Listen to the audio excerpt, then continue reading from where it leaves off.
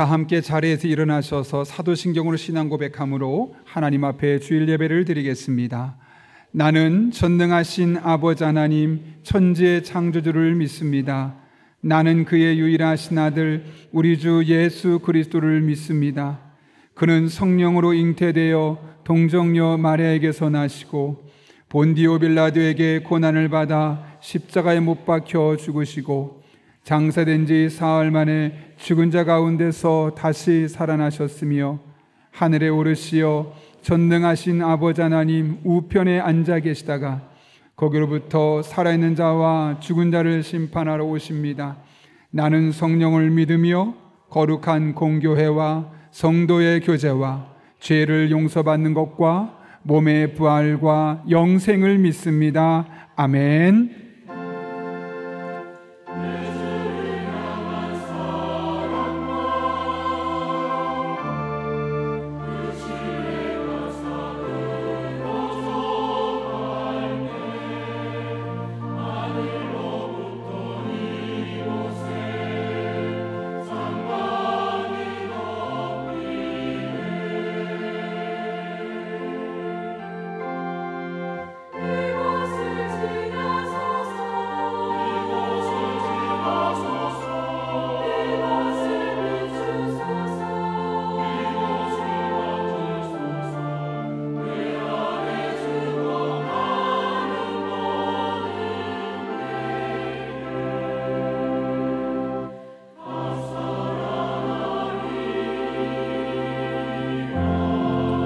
믿음의 주여 온전케 하시는 이 주 예수님을 찬양합니다.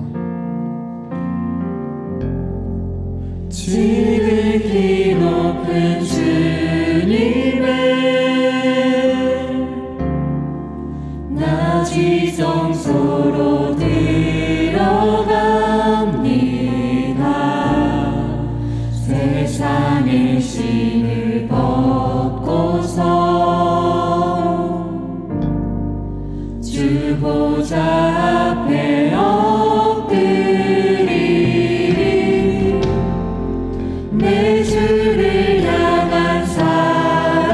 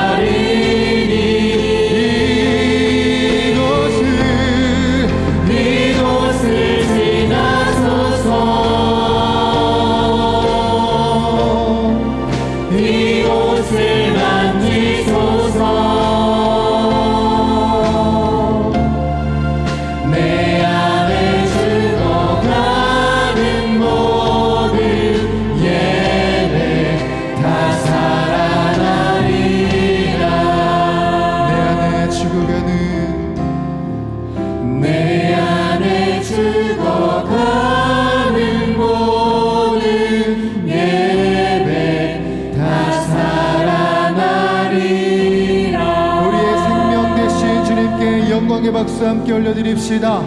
아멘. 우리 그 자리에 앉아서 계속해서 찬양하실 때 우리들의 예배를 회복시키실 주님을 찬양합니다.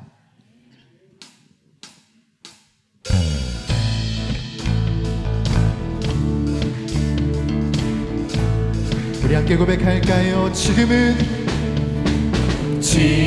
엘리야 때처럼 주 말씀이 선포되고 또 주의 종 모세의 때와 같이 언약이 우리 한 번 더 고백하겠습니다. 지금은 엘리야 때처럼 주 말씀이 선포되고 또 주의 종 모세의 때와 같이 언약이 성취되네.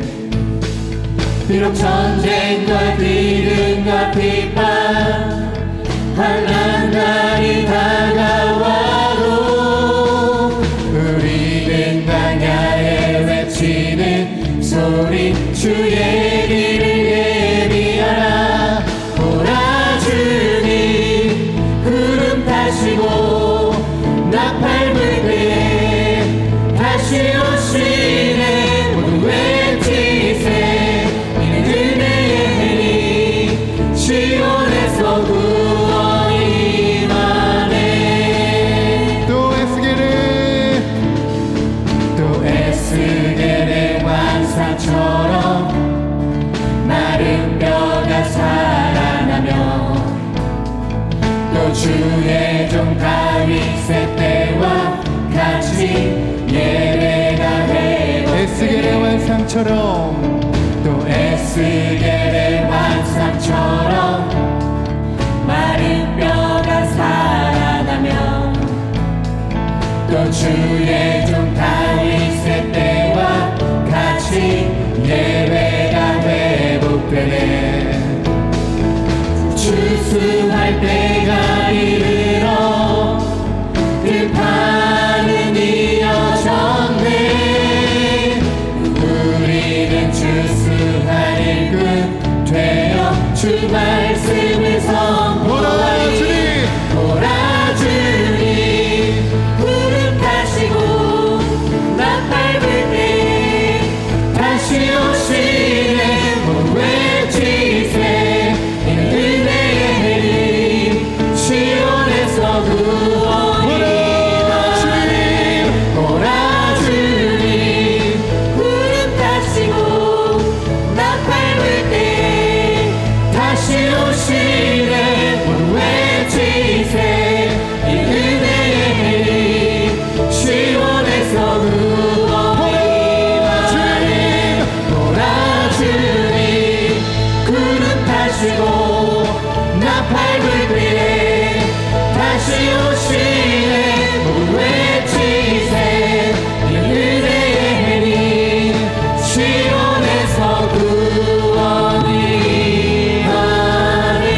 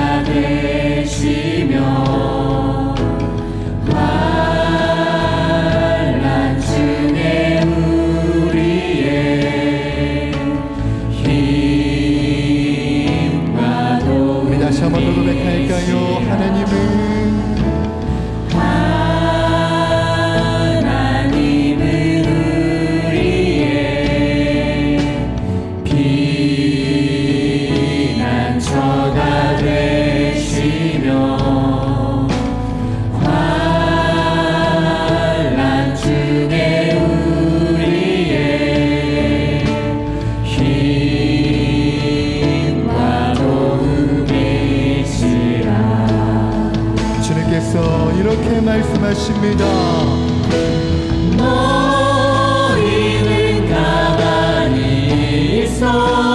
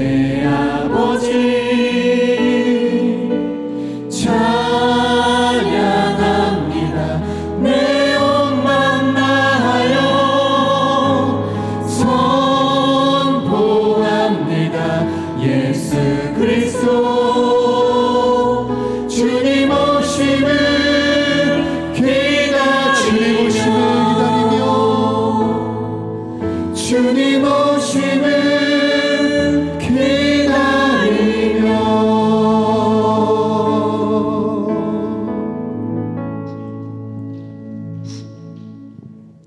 하늘과 땅에 충만히 임재하시는 하나님 아버지, 용인영락교회를 세우시고 하나님의 임재를 경험하게 하시고 영혼 구원을 위하여 선교하는 교회, 전도하는 교회로 인도하심을 진심으로 감사드립니다.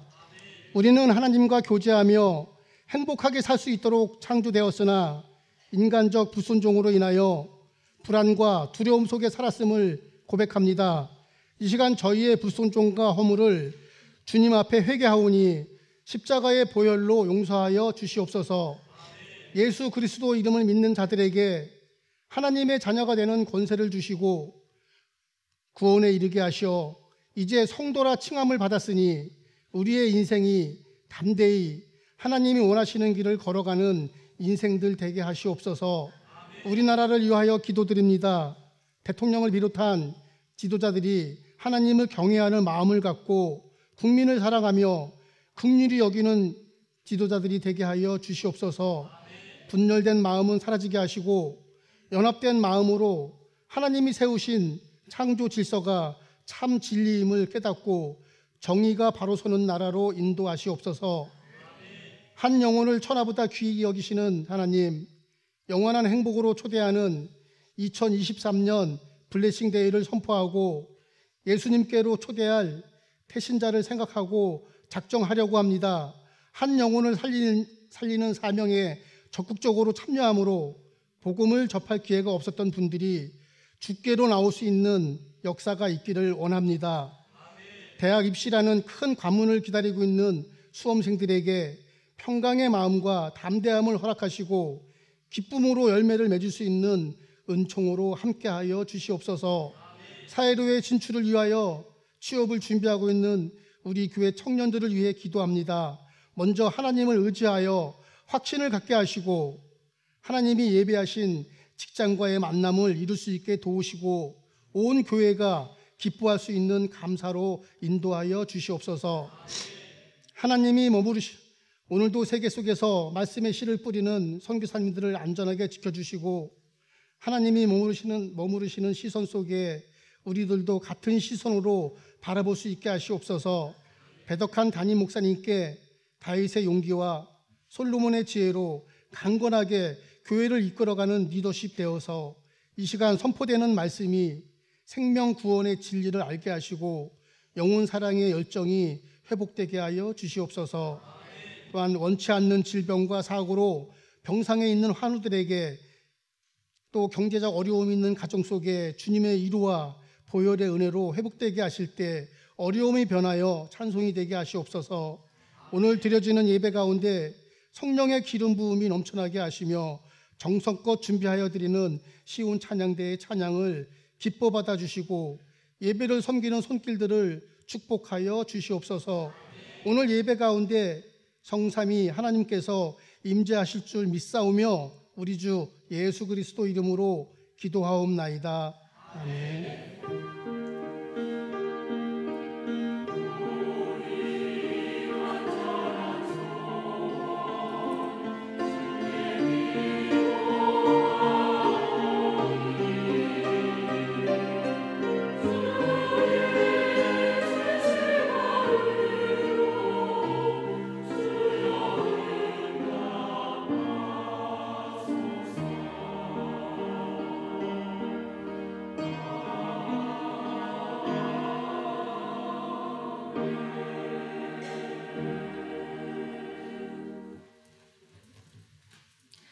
오늘 우리에게 주시는 하나님의 말씀은 빌립보서 1장 12절에서 18절 말씀입니다.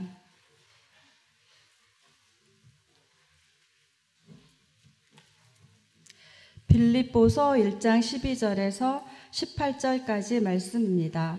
신약 성경 318쪽에 있습니다.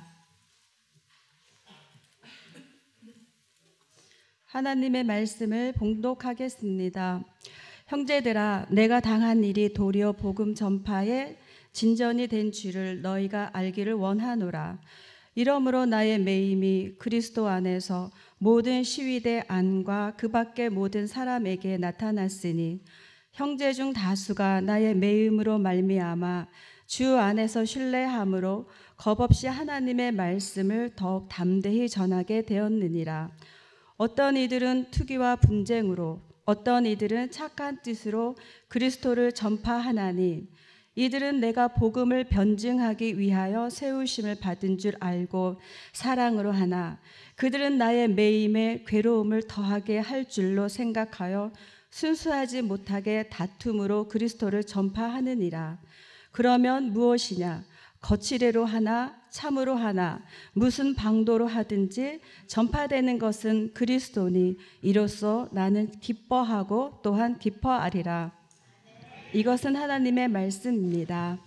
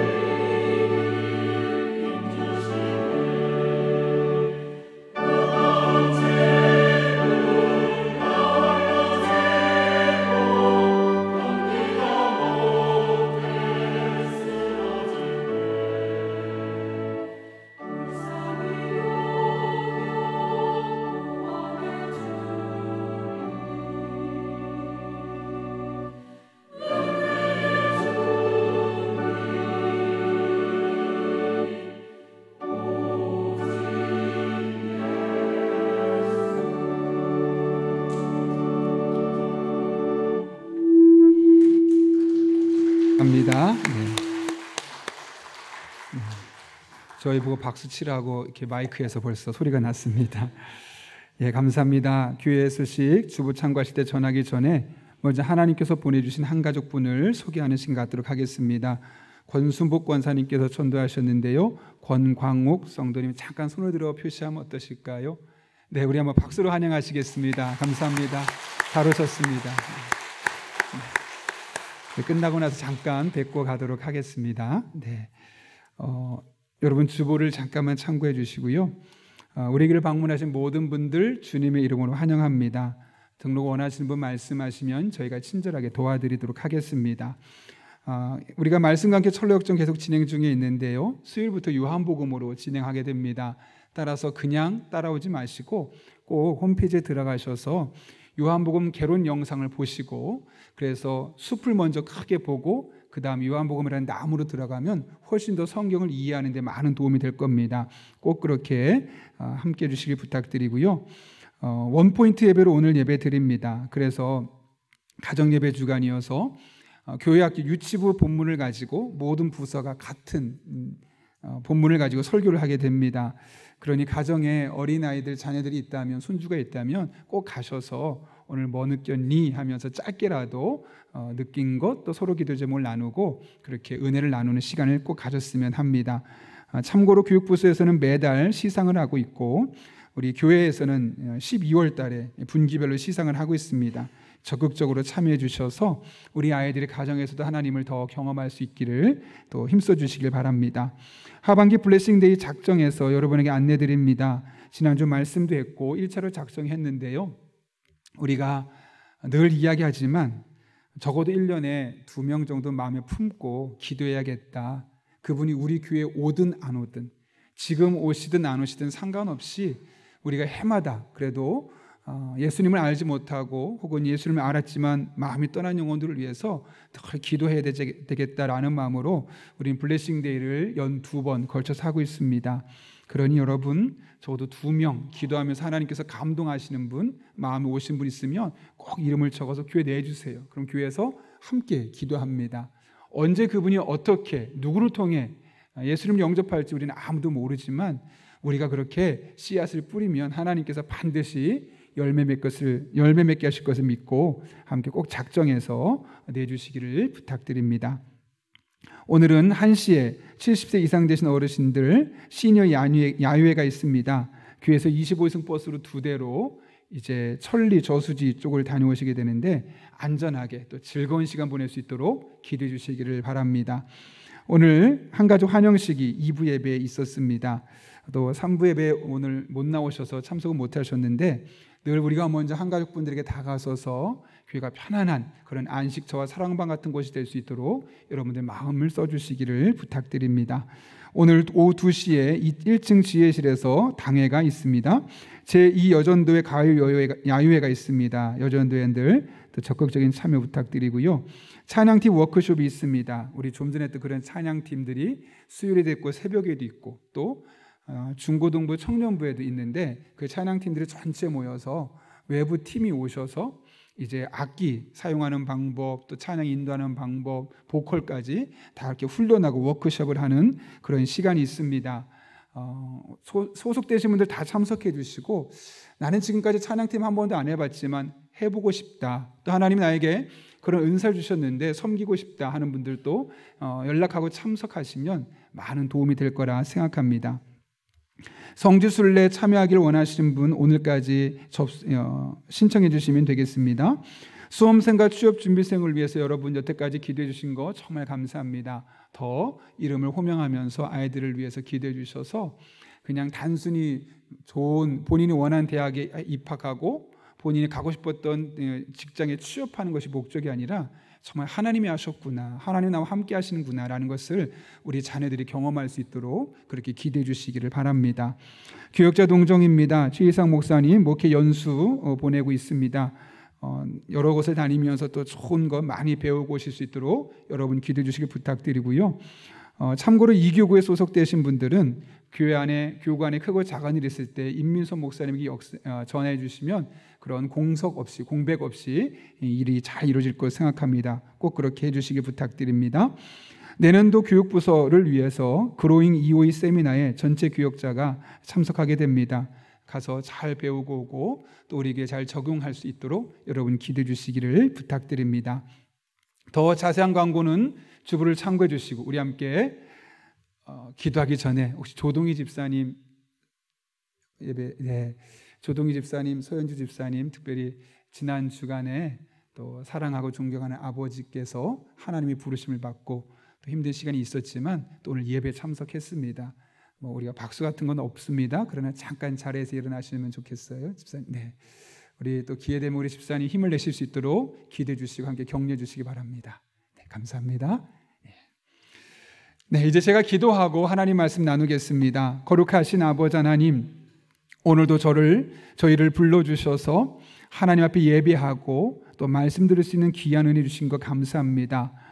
우리들의 마음의 문을 활짝 열어주셔서 오늘 선포되는 말씀이 내게 주시는 말씀으로 들려지게 하시고 이 말씀 붙들고 우리 삶에서 나아갈 때 하나님의 살아계심, 하나님의 능력, 하나님의 영적인 은혜가 우리들의 삶 가운데 임하게 하여 주옵소서.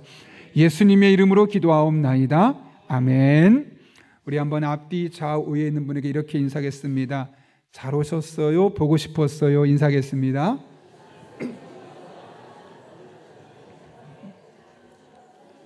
네, 이 보고 싶었다는 말은 언제 들어도 기분이 좋죠. 저만 그런가 봅니다. 네, 참 좋은 말 같습니다. 여러분들 서로 자꾸 모여서 얼굴도 보고 교제할 수 있었으면 합니다. 몇 년 전에 광고계에 큰 이슈가 하나 있었어요. 한국의 작은 광고 회사인데 세계적인 그런 메이저 광고 대회에서 2년 연속 수상을 한 그런 쾌거를 이루었기 때문에 그렇습니다.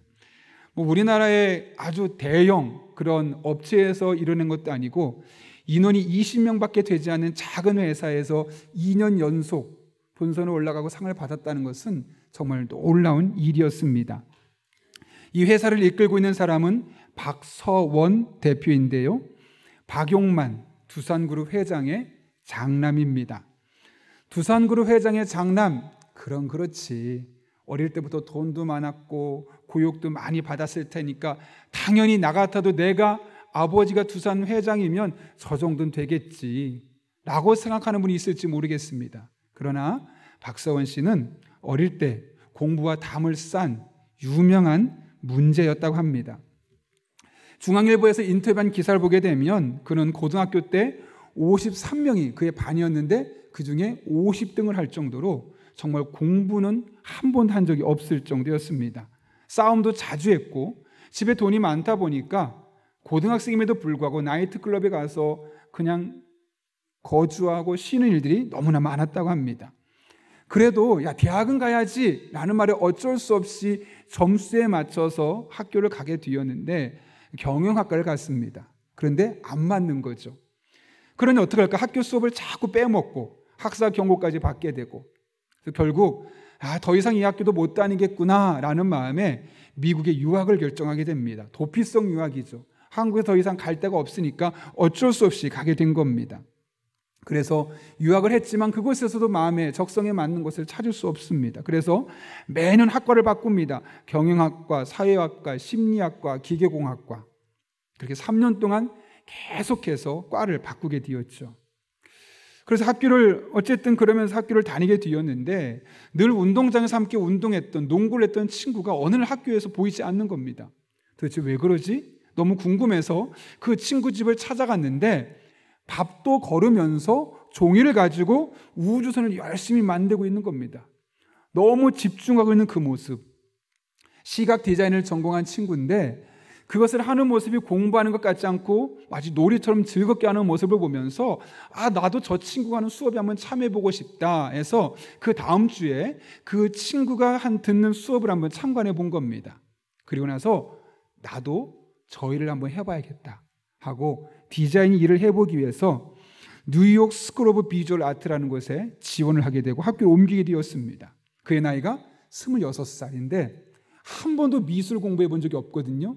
26살이 되어서 미술 공부하려니까 얼마나 힘들었겠습니까? 기초도 부족하고. 그러다 보니까 다른 친구들의 점수에 비하면 너무너무 형편없죠.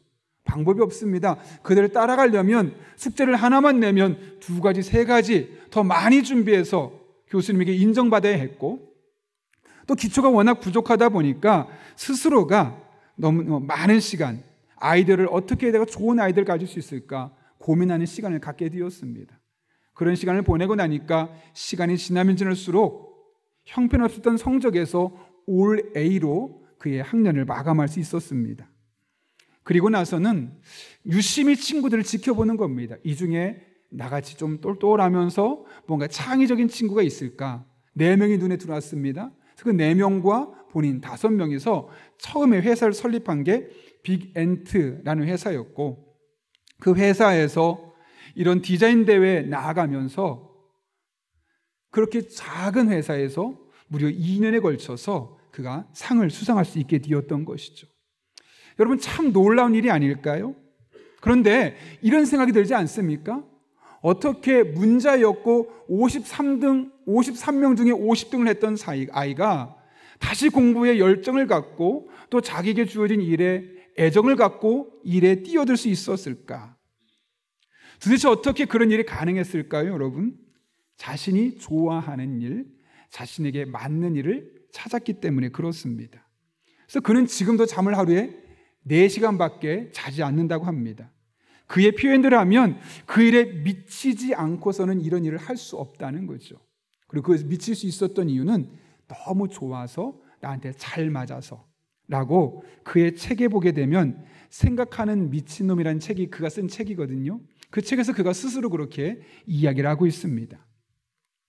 우리는 어떤 일을 계속 하다 보면 쉽게 지쳐버리거나 매너리즘에 빠지는 경우가 참 많습니다.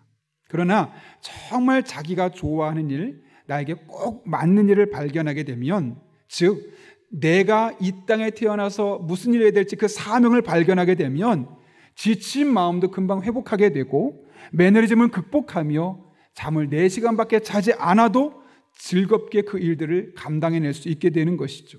그러므로 무슨 일을 열심히 하는 것보다 중요한 게 뭐냐면, 과연 이 일은 내가 해야 하는 일인가, 나의 사명인가, 그 일을 먼저 알아내고 그 가운데 그 일을 행하는 것이 훨씬 더 중요하다는 것이죠. 그렇게 되면 그 일이 얼마나 중요한 일인지 그렇지 않은지 중요하지 않습니다. 사람들이 박수를 쳐주는 일이든 박수 쳐주지 않는 일이든 그 일에 사람들의 그런 평가에 연연하지 않을 수 있습니다. 돈을 많이 버는 직업이든 돈을 조금 버는 직업이든 그런 것들에 영향받지 않고 어떤 일을 하더라도 즐겁게 4시간만 하더라도 행복하게 그 일들을 감당해낼 수 있게 되는 것이죠. 이것은 사명을 따라 살아가는 사람만 누릴 수 있는 순전한 기쁨입니다.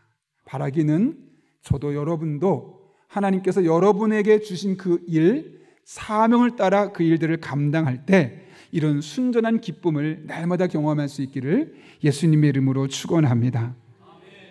오늘 본문의 말씀은 바울의 옥중서신으로 AD 60에서 62년 사이에 사도 바울이 여러 교회들에게 이 편지를 둘러보며 함께 보십시오 라고 쓴 회람서신입니다. 그런데 오늘 본문의 말씀 보게 되면 이 편지를 쓰던 당시에 사도 바울이 어떤 상황에 있었는지를 잘 설명해 주고 있는데요. 오늘 12절을 보면 형제들아 내가 당한 일이 라고 말합니다. 그리고 13절을 보게 되면 나의 매임이 라고 이야기를 하고 있죠.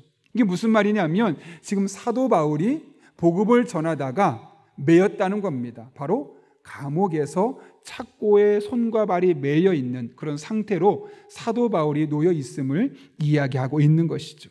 그런데 이렇게 복음을 전하다 감옥에 갇힌 것이 끝이 아닙니다.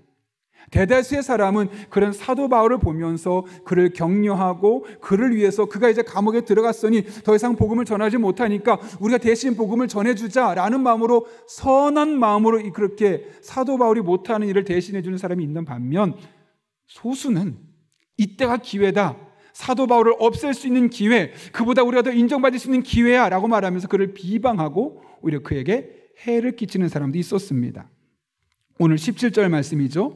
그들은 나의 매임에 괴로움을 더하게 할 줄을 생각하여 순수하지 못하게 다툼으로 그리스도를 전파하느니라.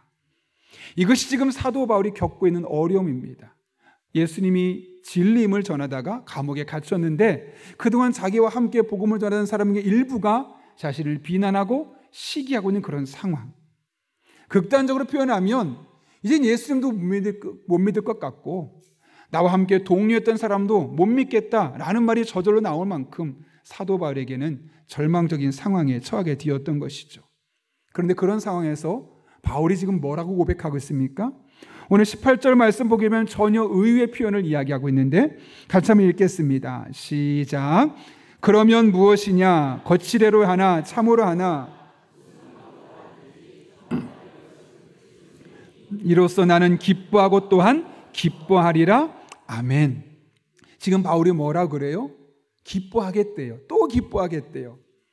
두 번 쓰는데 앞에 나는 기뻐하고 라는 단어는 현재형이에요.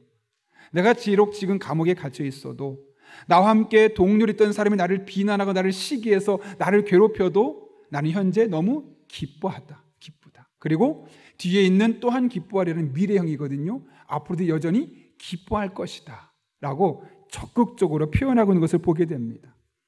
어쩔 수 없이 상황이 그러니까 기뻐하는 척하는 것이 아니라 마음 깊은 곳에서 우러나고 있는 기쁨임을 우리는 알 수 있죠. 그런데 사실 여러분, 이런 사도 바울의 모습이 일반적입니까? 좀 독특합니까? 일반적인 사람은 저렇게 하지 않죠. 억울함에 내가 복음을 전하다 감옥에 갇혔는데 하나님 도대체 이것이 왜 그렇습니까? 억울하죠. 하나님을 원망하거나 감옥에서 아무것도 할 수 없는 자신의 무기력한 모습을 보면서 좌절하는 것이 일반적인 모습입니다. 그런데 나는 지금도 기쁘고 앞으로도 기뻐할 수 있습니다 라고 믿음으로 고백하고 있는 겁니다. 어떻게 그것이 가능할 수 있었을까? 오늘 본문의 18절에서 그 이유를 이렇게 소개하고 있어요. 제가 한번 읽어보겠습니다. 그러면 무엇이냐? 거칠애로 하나 참으로 하나 무슨 방도로 하든지 전파되는 것은 그리스도니 이로써 나는 기뻐하고 또한 기뻐하리라. 바울이 현재도 기쁘고 미래도 기뻐할 수 있는 이유는 이로써란 단어로 알 수 있죠. 바로 그 앞에 있는 이유 때문이라는 거예요. 그게 바로 무엇입니까? 예수 그리스도가 전파될 수만 있다면 나 감옥에 들어가도 상관없어. 사람들이 나를 비방해도 상관없어. 예수님만 잘 전파될 수 있다면 나는 기쁘고 그것만으로 여전히 기뻐할 수 있어 라고 고백하고 있는 것이죠. 그런데 좀 이상하지 않습니까? 아니, 예수님이 전파되는 것이 도대체 바울이 이렇게까지 기뻐해야 될 일일까요? 왜 바울에게 이것이 큰 기쁨이었을까요? 여러분, 아니면 우리에게는 예수님의 이름이 전파되는 게 큰 기쁨입니까? 사실 그렇지 않죠. 물론 그것도 우리에게 큰 기쁨이지만 우리에게 가장 큰 기쁨은 무엇입니까? 이렇게 경제적으로 어려운 시기에 좀 월급이 올라가고 승진하고 사업이 잘 풀리고 몸이 아픈 사람은 좀 건강해지고 자녀가 원하는 대학에 입학하거나 원했던 직장에 취업하거나 이런 좀 뭔가 극적인 일들이 우리의 삶에 일어나는 것, 그럴 때 나는 너무 기뻐요. 그것이 우리가 일반적으로 느끼는 기쁨 아니겠습니까? 그런데 오늘 사도 바울은 무엇이 가장 기쁘다고 그래요? 나 감옥에 있어도 괜찮아요. 남들이 나를 비방해도 괜찮아요. 그냥 예수님이 그리스도이신 것, 예수님이 이 땅에 오셔서 우리를 구원하기 위해 오셨다는 그 사실만 전파될 수 있다면 나는 기뻐요. 이렇게 고백하고 있는 것이죠. 왜 그것이 그에게 가장 큰 기쁨이었을까? 왜냐하면 그것이 바로 사도 바울이 이 세상에 존재하는 목적, 즉 바로 그의 사명이었기 때문에 그렇습니다.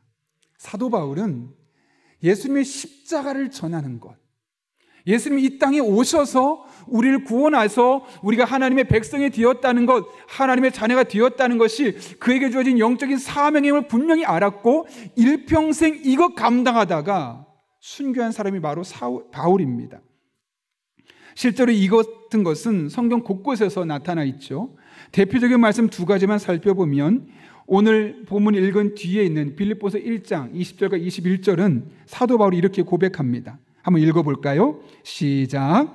나의 간절한 기대와 희망은 내가 무슨 일에나 부끄러움을 당하지 않고 늘 그러했듯이 지금도 큰 용기를 가지고 살든지 죽든지 나의 생활을 통틀어 그리스도의 영광을 드러내는 것입니다. 나에게는 그리스도가 생의 전부입니다. 그리고 죽는 것도 나에게는 이득이 됩니다. 아멘. 바울의 관심은 딱 하나였어요. 내가 얼마나 돈을 많이 벌고 얼마나 유명한 사람이 되고 사람들 앞에 그래도 인지도가 있는 사람이 되는가? 그게 별로 중요하지 않았어요. 딱 하나. 살든 죽든 나를 통해 예수 그리스도가 잘 드러내기만 한다면, 그분이 영광만을 드러낼 수만 있다면 나는 지금 죽어도 여한이 없습니다. 만약 주님의 영광을 드러내는데 내가 사는 것이 영광이라면 목숨 걸고 살겠습니다. 그러나 내가 죽는 것이 주님께 영광 돌리는 것이라면 내 언제든 죽어도 상관없습니다. 이것이 바로 사도 바울의 태도였다는 것이죠. 사도행전 20장 24절도 같은 맥락으로 이렇게 이야기하죠. 내가 달려갈 길과 주 예수께 받은 사명 곧 하나님의 은혜 복음을 증언하는 일을 마치려면은 나의 생명조차 조금도 귀한 것을 여기지 아니하노라. 사도 바울에게 이게 사명이었거든요. 그런데 내가 감옥에 갇혀 있어도, 비록 사람들이 나를 욕해도 여전히 예수님의 영광만이 드러나고 예수님이 전파될 수만 있다면 나는 감옥에 오래 갇혀 있어도 상관없고 남들이 나를 아무리 비방해도 괜찮습니다. 그렇게 고백할 수 있었던 것이죠. 그의 사명이 무엇인지를 분명히 알았기 때문에, 내가 이 땅을 살아가는 목적이 무엇인지를 분명히 알았기 때문에 다른 것에 연연하지 않고 그는 그렇게 고백할 수 있었던 겁니다. 그것은 우리도 마찬가지죠. 여러분, 사명, 즉 우리가 이 세상에 존재해야만 하는 이유를 분명히 알고 살아갈 때 우리는 환경에 지배당하지 않습니다. 사람들이 소리에 끌려다니지 않습니다. 그리고 온전하게 하나님 앞에 순전한 기쁨, 순전한 행복을 누리며 살아갈 수 있습니다. 그렇다면 여러분, 하나님께서 우리를 이 땅에 태어나게 하시고 여러분의 생명을 유지하게 하시고 지금 이렇게 살게 하시는 이유는 무엇 때문일까요? 그 목적에 따라 살아가는 것이 우리에게 너무나 필요하죠. 가정 안에서 여러분에게 주어진 사명은 무엇이겠습니까? 직장 안에서 여러분에게 주어진 사명은 무엇일까요? 우리 교회 안에서 하나님께서 여러분에게 맡겨주신 사명은 도대체 어떤 것일까요? 하나님께서 왜 당신을, 여러분을 그 가정에 보내셨겠습니까? 하나님께서 왜 나를 이 가정에서 이 역할을 감당하게 하셨을까요? 가정에서 나만 할 수 있는 일이 있기 때문에, 다른 누구도 그 일을 할 수 없고 나만 그 일을 할 수 있기 때문에 나를 이 가정에 보내셔서 그 일을 감당하게 하고 있는 겁니다. 그러면 그 가정에서 그 일이 바로 하나님께서 여러분에게 맡겨진 사명, 여러분의 생명이 존재하는 동안 그 가정에서 끝까지 환경이 굴하지 않고 사람들의 말에 흔들리지 않고 그 일을 해야만 하는 이유입니다. 직장도 마찬가지 아니겠습니까? 하나님께서 왜 여러분을 그 직장에서 그 직급으로 그 업무를 하게 하셨을까요? 그 직장에서 나만 할 수 있는 그 일이 있기 때문에요. 물론 사람들은, 직장은 그렇게 말하겠죠. 너 그만두면 새로운 사람 뽑으면 돼. 아니요.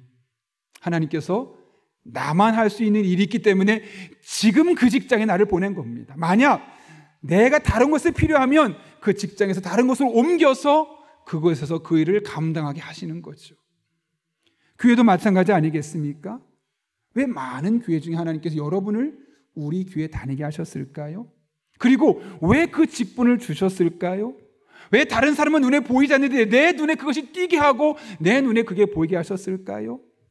내가 아니면 마음을 써서 그런 일을 하지 않을 것이기 때문에, 내가 사명감을 가지고 그 일을 하길 원하시기 때문에 내 눈에 보이게 하셨고 나로 하여금 그곳에 마음을 쓰게 하신 것이죠. 우리는 이렇게 어디에 있든 하나님께서 사명이 있어서 그곳에 보내주셔서 지금 그 일을 감당하고 있는 겁니다. 이재철 목사님이 쓴 매듭짓기라는 책이 있어요. 그 책에 보면 한 이야기가 있는데요. 그 이야기는 1998년 5월에 멕시코 시티에 있는 프로레슬링 경기장을 배경으로 합니다. 한 프로레슬러의 은퇴식을 보기 위해서 정말 수많은 사람들이 모였습니다. 늘 황금 복면을 쓰고 그가 경기에 임했는데 사람들은 그 사람을 닉네임을 마법사의 폭풍이라 불렀습니다. 왜냐하면 그 황금 복면이 너무나 사람의 시선을 끌게 됐고 또 그 사람이 갖고 있는 기술이 너무나 화려하고 재밌기도 했을 뿐만 아니라 대부분의 사람은 기술에 걸리면 포기하는데 끝까지 포기하지 않고 마침내 역전시키는 그 모습을 보면서 사람들이 열광할 수밖에 없었던 것이죠. 그런데 그가 이제 53세가 되다 보니까 은퇴를 해야 될 때가 다가오게 된 거고 은퇴식을 사람들을 그의 팬들을 불러서 마지막 무대에 서게 되었던 겁니다. 그가 무대에 등장하자 사람들이 막 기립해서 박수를 칩니다. 그동안 보여줬던 모습이 너무나 귀하고 훌륭했고 이제 은퇴하니 다 축복하고 있는 것이죠. 근데 박수를 막 받는데 그가 갑자기 가만히 있습니다. 그랬더니 박수를 치던 사람들이 조용해졌죠. 그리고 23년 동안 한 번도 벗지 않았던 그 복면을 천천히 벗는데 사람들이 숨죽여 봅니다. 도대체 누구일까? 복면을 벗는 순간 다들 숨이 멎은 듯 정막이 흐릅니다. 도대체 누구였을까? 알고 봤더니 23년 동안 황금 복면을 쓰고 레슬링을 했던 그는 그 지역에 있는 작은 교회 신부님이었습니다. 그가 그 많은 관중들에게 이렇게 말했습니다. 여러분 감사합니다. 저는 작은 가톨릭 교회의 신부입니다.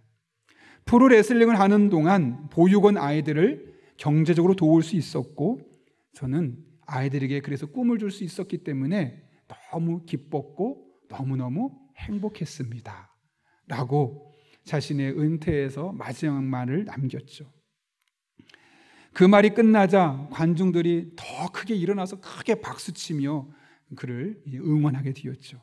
이 사람은 나초 리브레라는 영화의 실존 인물인 멕시코 프로레슬러 신부 세르지오 구티에레스라는 사람입니다.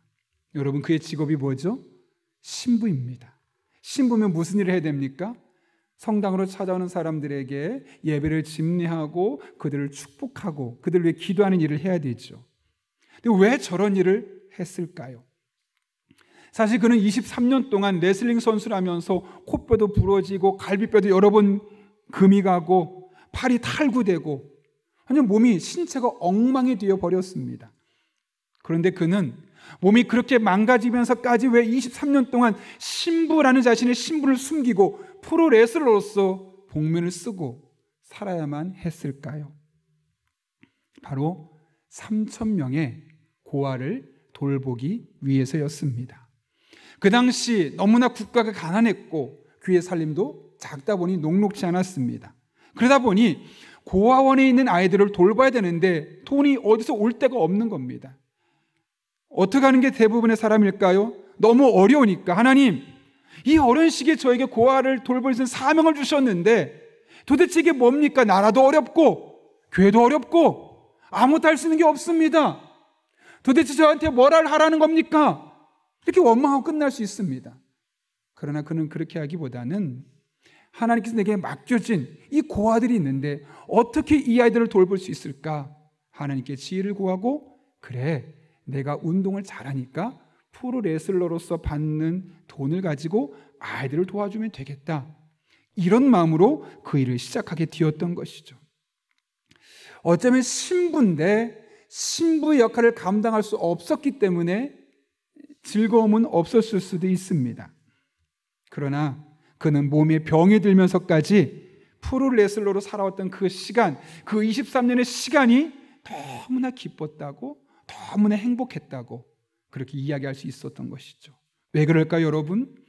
자신의 사명이 무엇인지 분명히 알았고 고아 아이들을 돌보기 위해서라면 내가 비록 신부지만 프로레슬러스의 삶을 살아도 괜찮아. 자신의 사명을 위해서 자신의 남은 일생을 바치는 것이었기 때문에 그런 시간이 오히려 쓸모없는 시간이 아니라 좌절하는 시간이 아니라 기쁘게 즐겁게 감당할 수 있는 시간이 될 수 있었던 것이죠.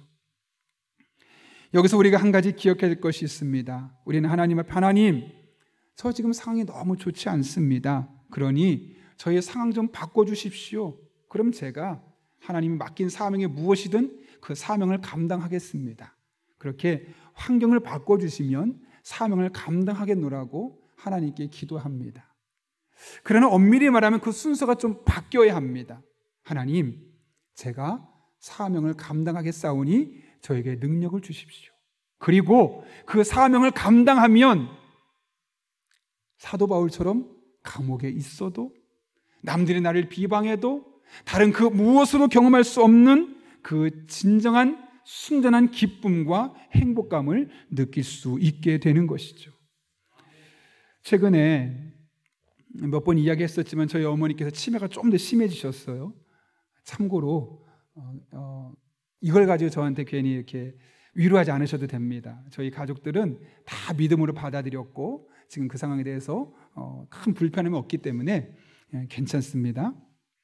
그런데 얼마 전만 해도 몇 년 동안 이제 누워 계셔야만 됐고, 이제는 밥도 혼자 못 드셔서 저희가 떠드려야지만 먹을 수 있을 만큼 계속 침대에만 누워 계시고, 욕창이 생겨서 수술도 해야 되고, 또 이번 주에도 지금 수술을 앞두고 있는데, 최근에는 한번 전화를 드렸는데 어머니가 냉면을 들고 계시다고 하시더라고요. 그래서 맛있겠네요 어머니.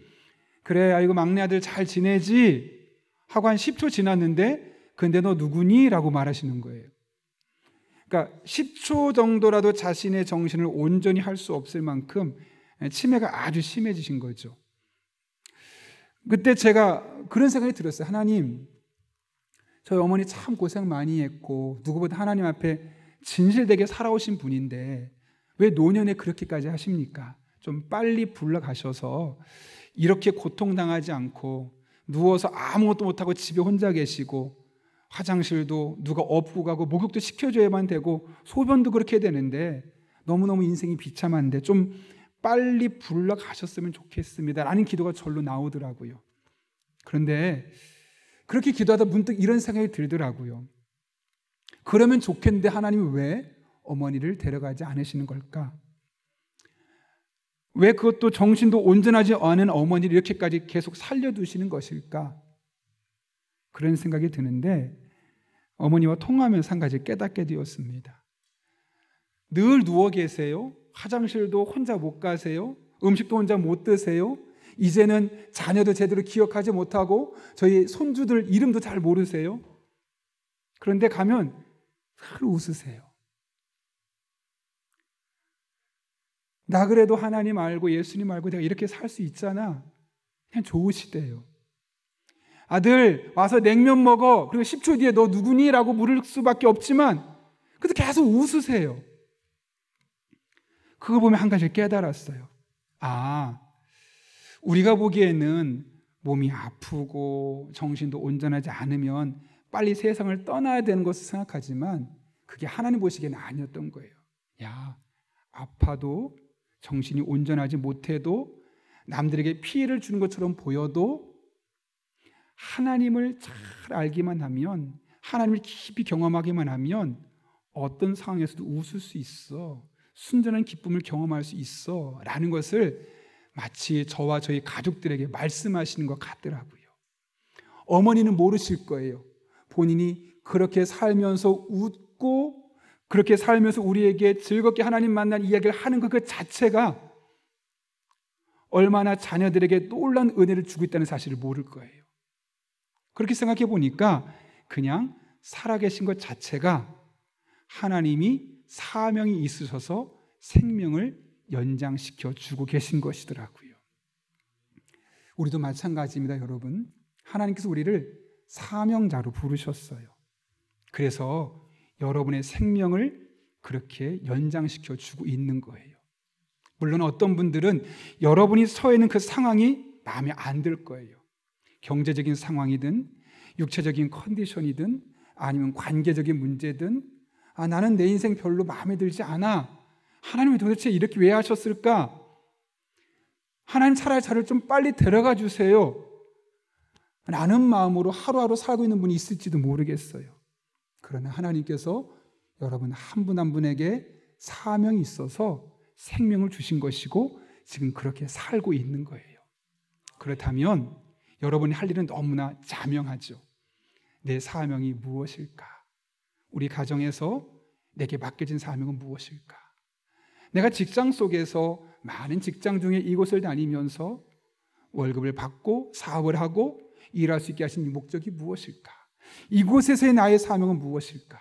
또 우리 교회에서 하나님 부르심을 따라 모이게 되었는데 이곳에서의 나의 사명은 무엇일까?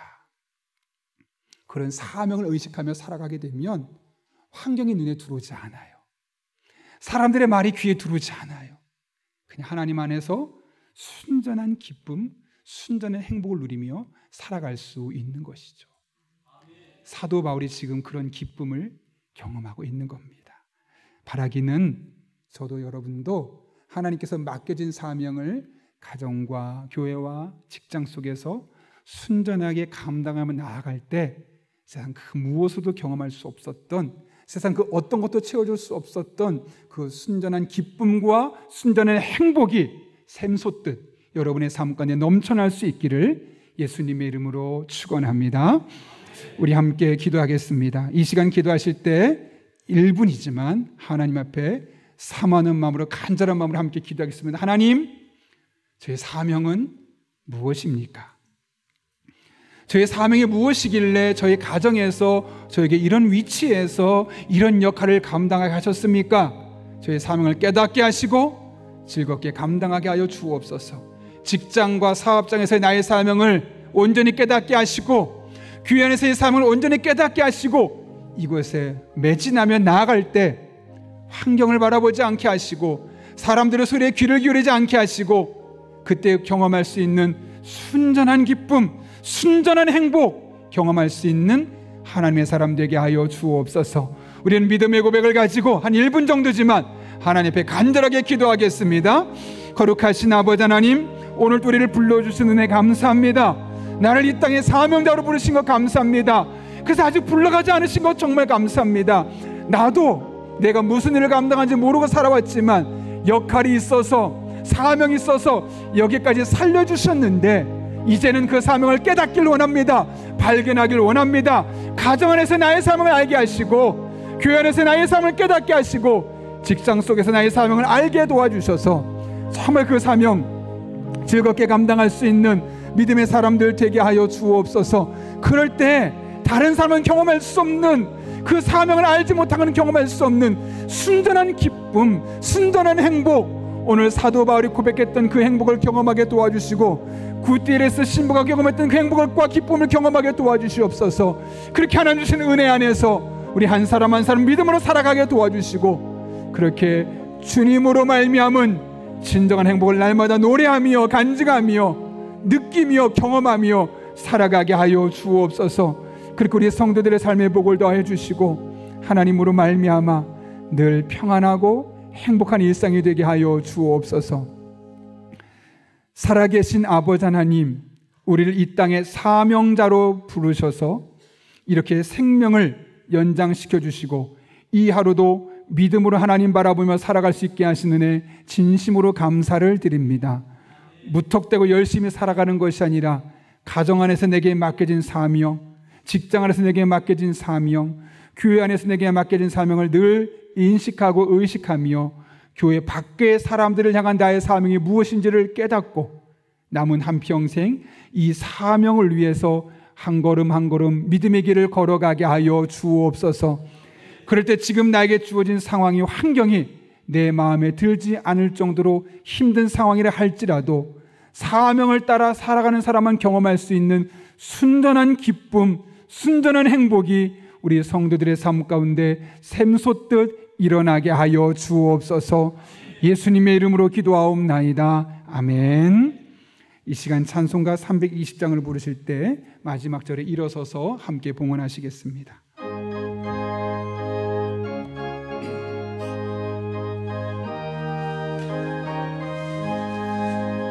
나의 죄를 정케 하사 주의 일꾼 삼으신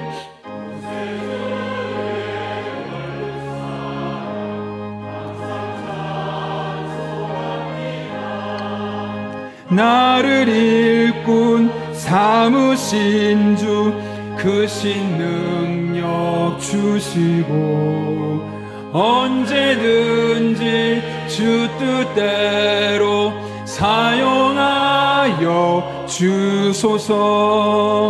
내게 부어 주시려고 은혜 예비하신 주 주의 은혜 채워주사 능력 있게 하소서. 나를 일꾼 삼으신 주 크신 능력 주시고 언제든지 주 뜻대로 사용하여 주소서. 죄의 짐을 풀어주신 주의 능력 크도다. 나를 피로 사신 예수 내 맘속에 오소서.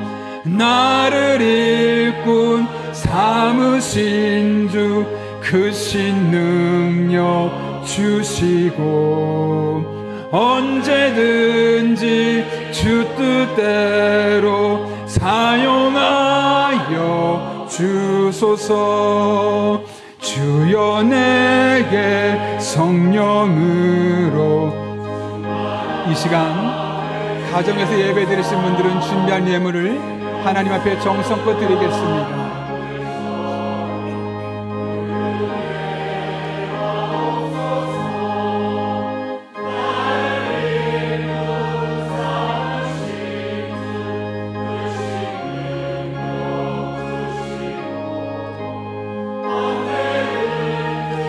주 뜻대로 사용하여 주소서.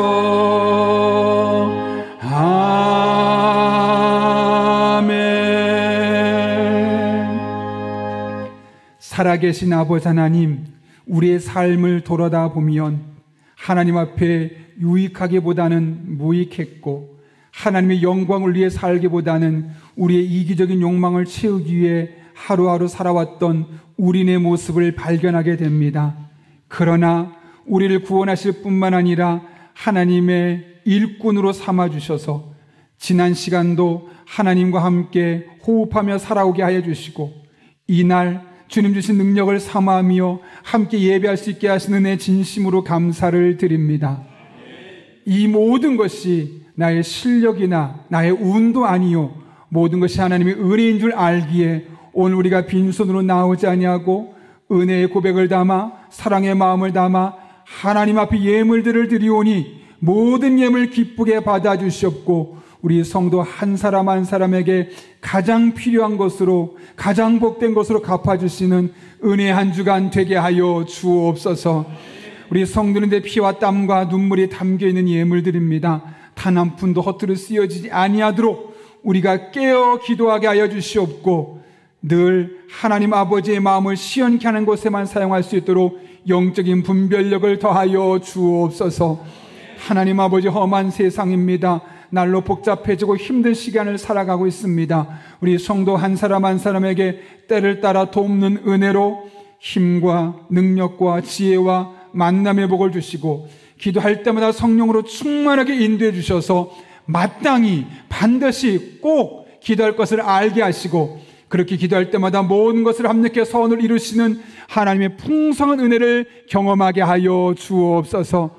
부족한 종이 우리 성도님들 축복하며 기도합니다. 늘 하나님의 날개 그늘 안에 보호받게 도와주시고 하나님 주신 능력과 지혜와 하나님 주신 힘으로 어디에서 무엇을 하든 하나님의 영광에 쓰임받는 하나님의 백성들 되게 하여 주옵소서. 이 한 주도 함께 할 줄로 믿사오며 예수님의 이름으로 기도하옵나이다. 아멘. 이 시간 함께 축도함으로 예배 마치도록 하겠습니다. 파송에 찬양하고 축도함으로 예배 마치도록 하겠습니다.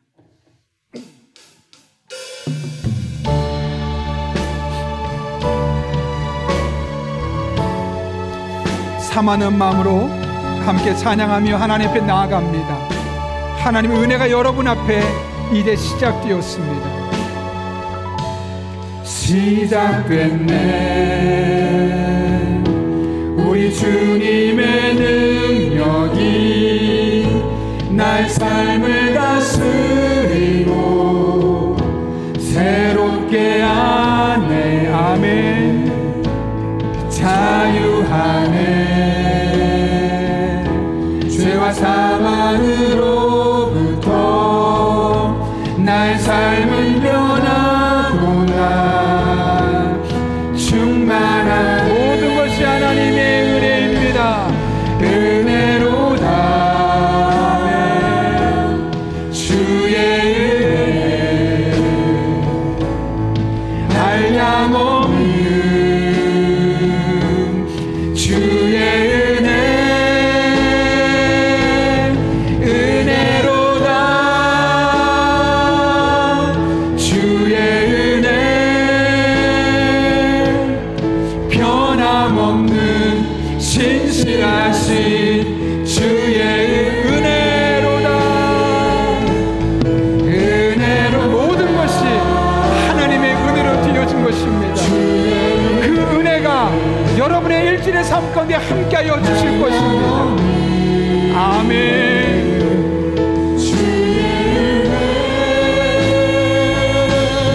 은혜로다. 주의 은혜 변함없는 신실하신 주의 은혜.